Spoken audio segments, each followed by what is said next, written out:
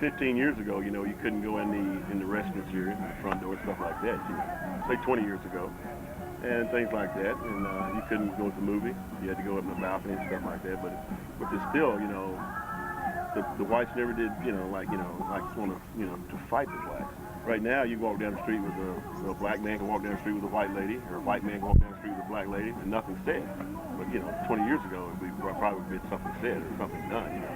Like all the young kids coming up now, they don't even think about color. I can see that. I can see that changes going to basketball games and stuff like that, you know.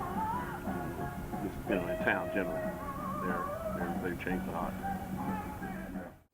Well, when John's Place opened, it was about one of the first places that black and white all came to, and it was really interesting to see the white and the black mixed there together.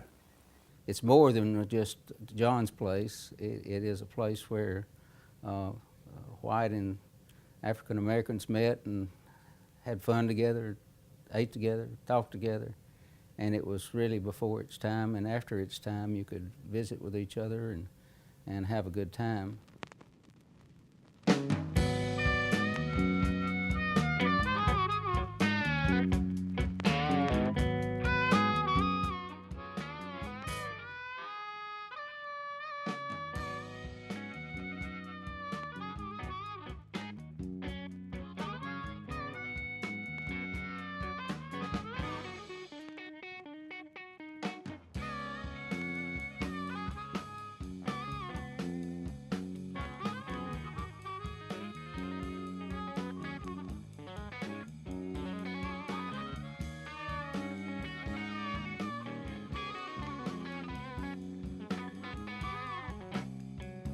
You know, it was really interesting because there were other places. I mean, there was Jeans, when a lot of people went to and students went to. There was Bud's, which students went to, but I don't think there was any more diverse place than John's Place. It was, I think, his personal endeavor to try to bring not only integration within John's Place, but within the community at large. In the summertime, we would sit out on the front of it. And at night, we'd hang out there, and sometimes John wouldn't have any business, and he'd come out there and hang out with us, you know, and we really had a good time. We enjoyed it. You know, in terms of, a lot of people may say, but it's a bar, and it's, well, you almost didn't notice that in some way because it was about having a place to go. You had a mentor there in Shaky. Treated everybody the same. I never saw him treat anybody any differently from anybody else. If he was hard on you about something, or he thought you were wrong, he told you, and if you were right about something, or you played well, if you were doing good in school, he'd ask about school. He'd tell you, you know. I remember times, even after I finished playing basketball at Tennessee Tech, and I had graduated from undergraduate school and I was still there, he would call me about things, and he'd say, you know, not really happy about your doing that, or that you did this thing or that thing. And so I just had a great admiration and respect for him. And yeah, again, John's Place, a bar, but a very friendly place, a place where all races could go. You know, and I've heard that even before my time, I came in '77, but even before then, I mean, people would come there, diverse backgrounds, in a town that probably the earlier back you go, and the farther back you go, probably was a much segregated place. So, but yet, you always heard that John's Place was a place where everybody went, and I saw it for myself. I came down to Tennessee Tech in 1961 to play basketball, and knew no one. And it was a Sunday, and I went over to the old gym, and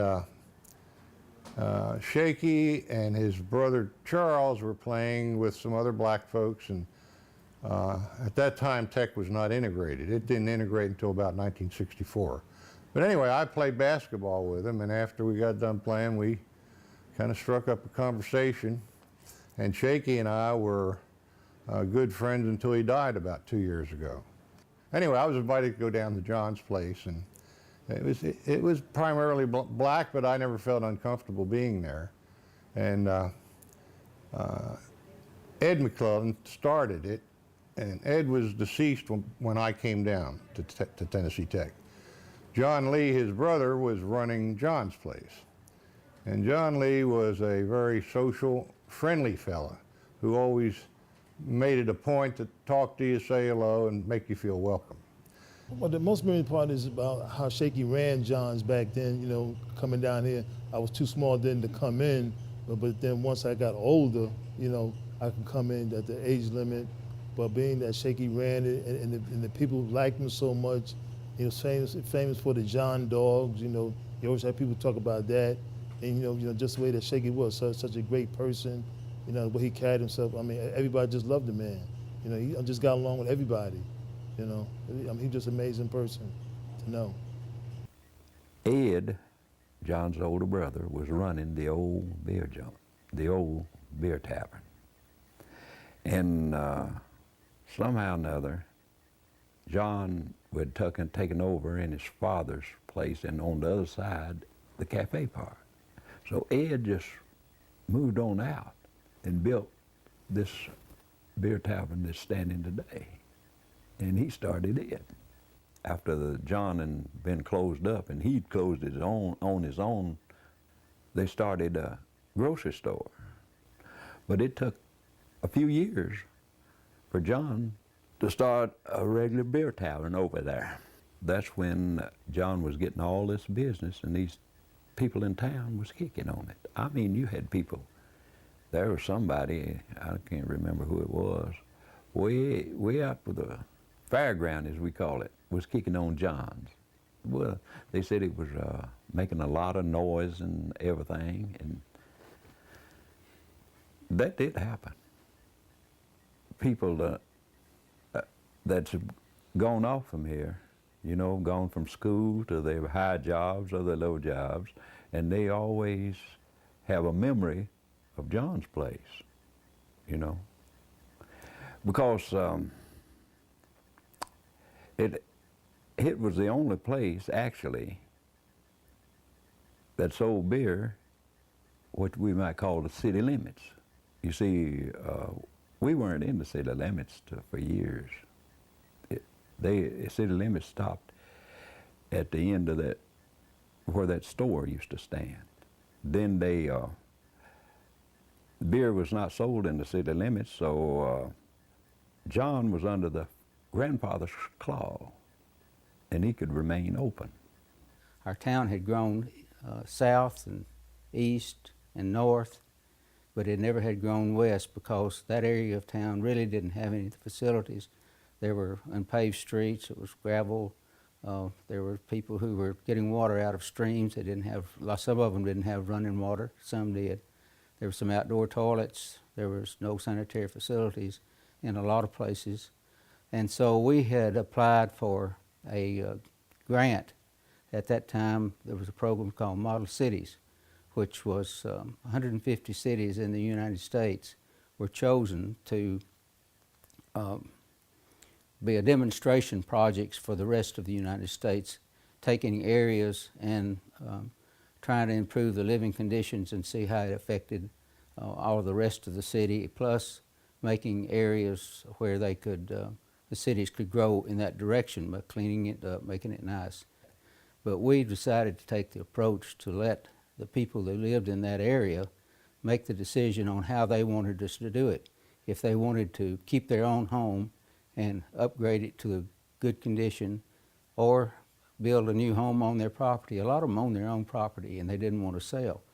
We could talk to John and say, what's really going on? How do the people really feel? You know, lots of times people will come to a meeting, but they won't say how they really feel. They'll just come and listen, and then they'll go home and fuss. And so we let John sort of go between and help us determine what he really felt like the people were saying, and we talked to him about a lot of different things. I think John was the first member of the Putnam County Court, first African American to be on Putnam County Court. And so he had a lot of influence, and he had a lot of respect among people because he was there in that area.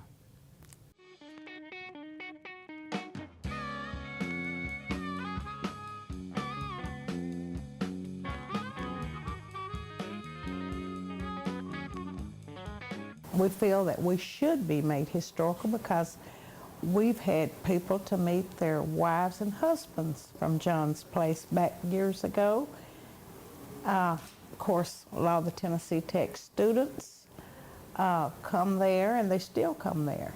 And we're very fortunate to have Dr. Birdwell to want to get us on this historical map. And we were here today to get it done, and we got approved. We know it has to go further, but I feel good about it. I think we're doing good. As the evidence started coming in, it became more and more clear that John's is significant for several reasons. But the thing that we went for with the National Register was the fact that the role it played in civil rights. People don't understand today, I don't guess the younger people understand today, the harder time that we blacks had.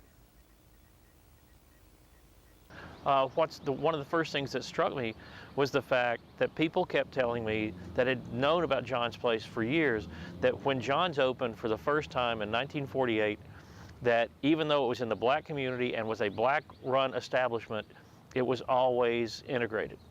Cookeville in 1948 was segregated. I mean, all you have to do is go down to the depot, and you can see that on the west end of the building, it says the colored-only waiting room.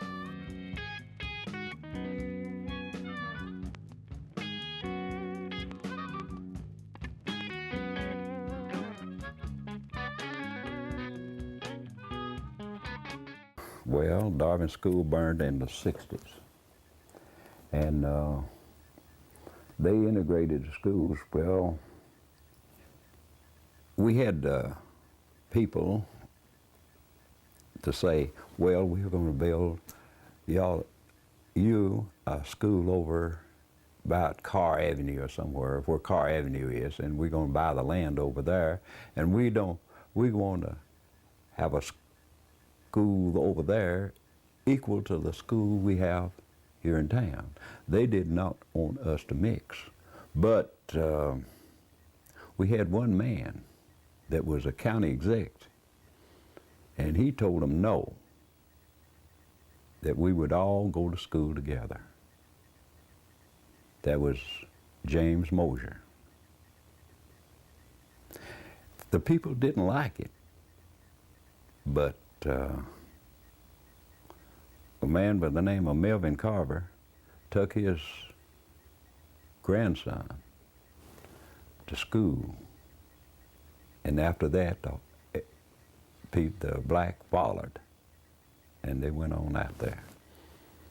I was in that 1963 class of first graders when Putnam County schools were integrated. I went to Capshaw School in the first grade and through first through sixth grade, and I didn't know that other people before me had gone to school and there weren't black people in their classrooms. It was just a natural thing.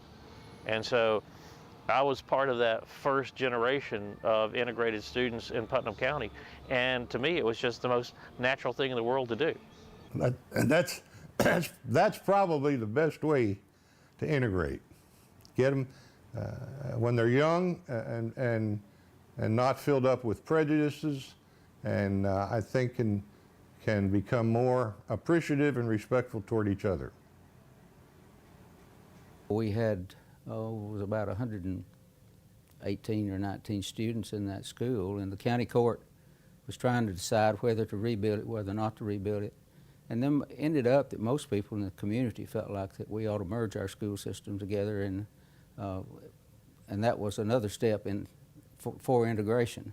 In fact, we were recognized throughout the state of Tennessee as one of the smoothest systems that integrated in Tennessee. And a lot of that was due to John Lee McClellan and a lot of the teachers and a lot of the people who lived in that area. It was a good thing, and it worked well for us.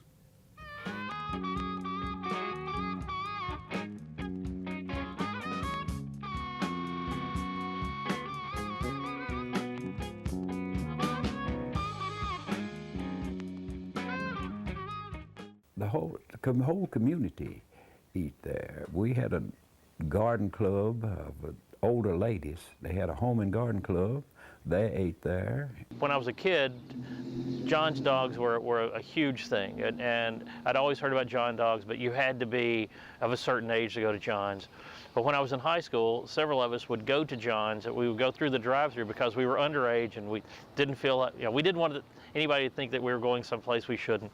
And so we would go to the drive-thru to get a couple of John dogs, then go off elsewhere. And we thought we were just so cool because we went to the drive-thru at John's and got some John dogs. It would usually be Shaky that was selling them. He didn't care as long as we bought them, went our way.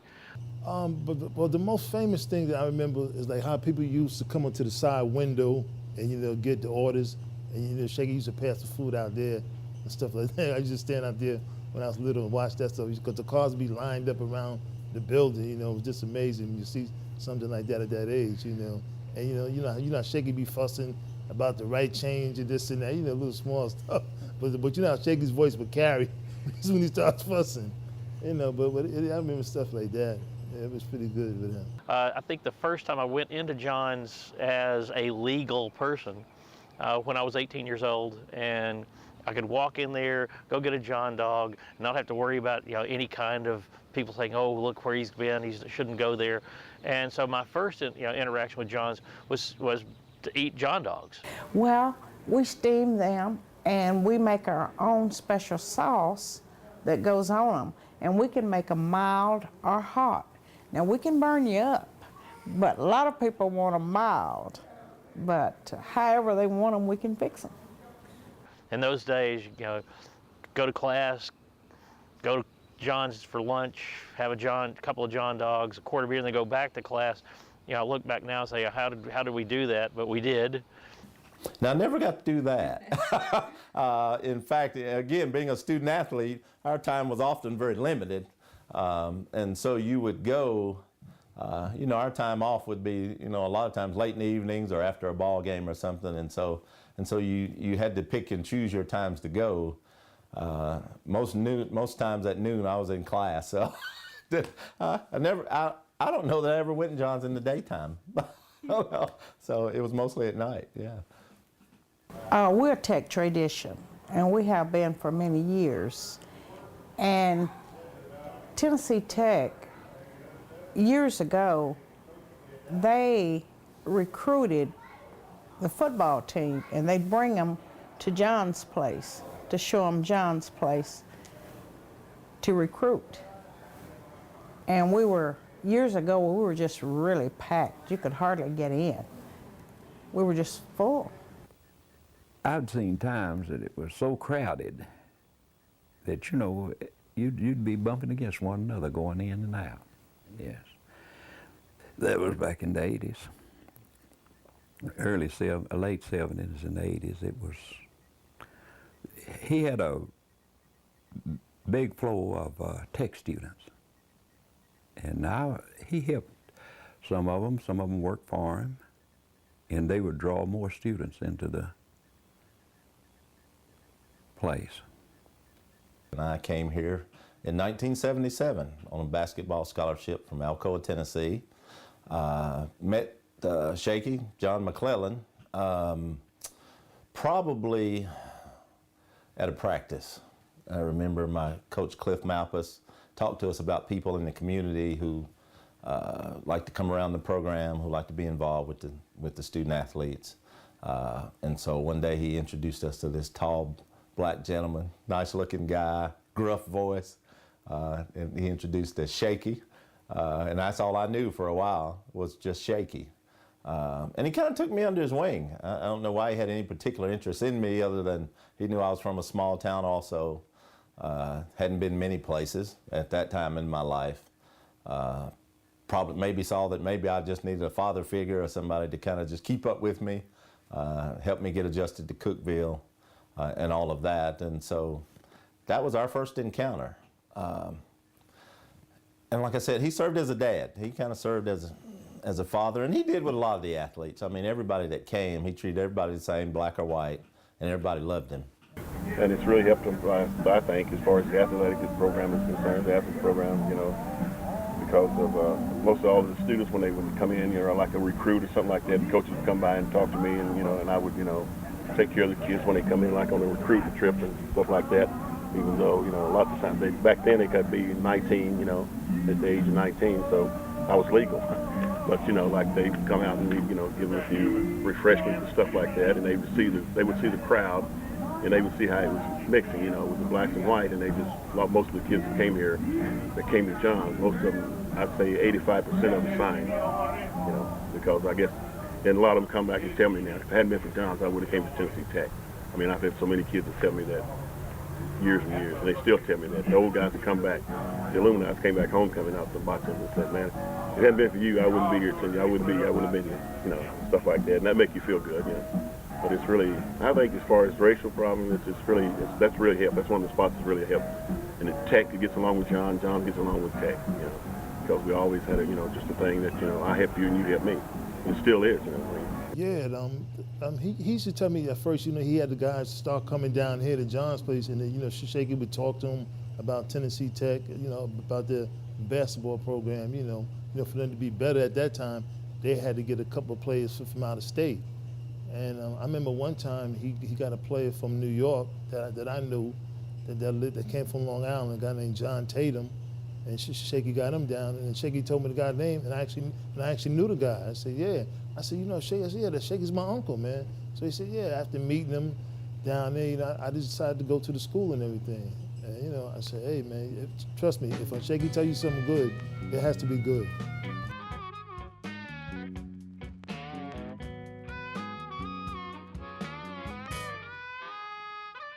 And it's interesting when I go out of town and people, you know, ask about folks in Cookeville and things like that.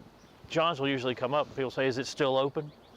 And of course, even through its lean times, students always came there for homecoming. And the homecoming tradition at Johns is a long-standing one, and so that people can come back to Cookeville, come back to Tech, and there are usually two places people want to go, it's Johns and Ralph's. And I met with an alumnus this past week, and he wanted to know if Johns was still there and if Ralph's was still there. And so Johns has this long tradition with Cookeville, with Tennessee Tech, with alums, and it's just a great thing that it's now on the National Register for Historic Places, and that it will be preserved, hopefully, for many, many, many, many, many years in the future. I think the most valuable thing you can give is time. Not everybody has enough, but everybody can give some. And so you need to spend time. The greatest thing about Shaky was that he spent time, and he went out of his way to make sure you were comfortable, that you were all right. And again, if he even thought you had I think the coach would tip him off and say, you know, maybe you ought to talk to him. I'm not sure that he's not homesick and this kind of thing. And so all of a sudden here'd be Shaky.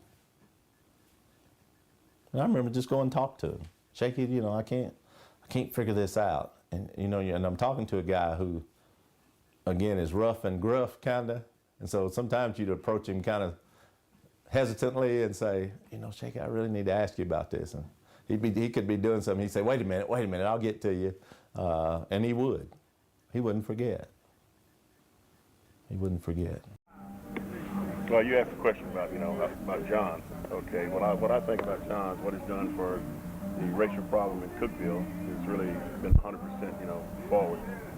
Because all the kids come out here and they get along good. They've always got along good here with no problems, no racial problems at all. You might have, you know, every once in a while a little thing flare up, but that's to be expected for the crowd of 200 or 300 kids, you know, every night, you know, back then. Shaky,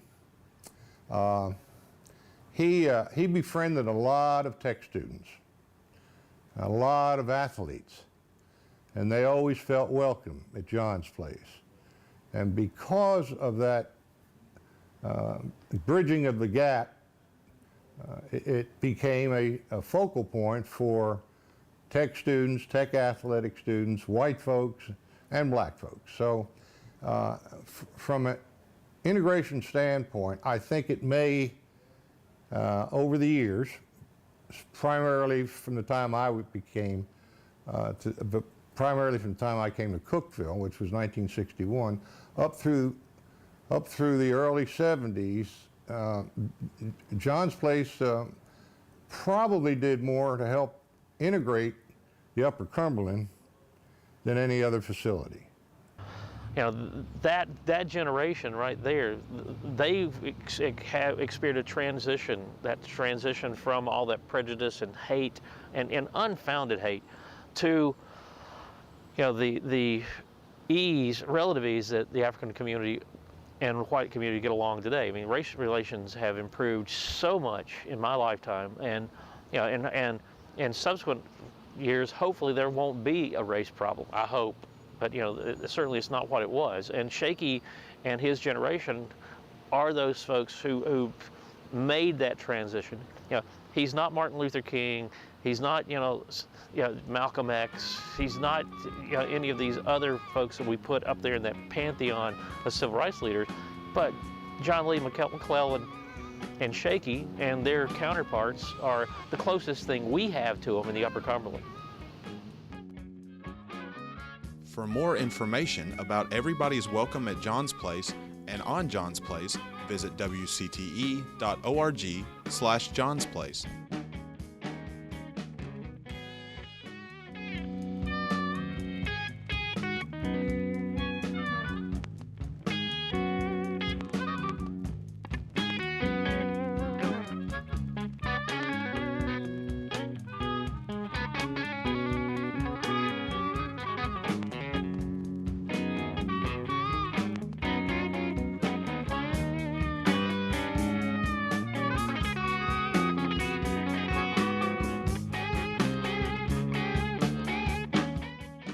Purchase a copy of Everybody's Welcome at John's Place for $14.99 plus shipping and handling. Call WCTE at 1-800-282-9283.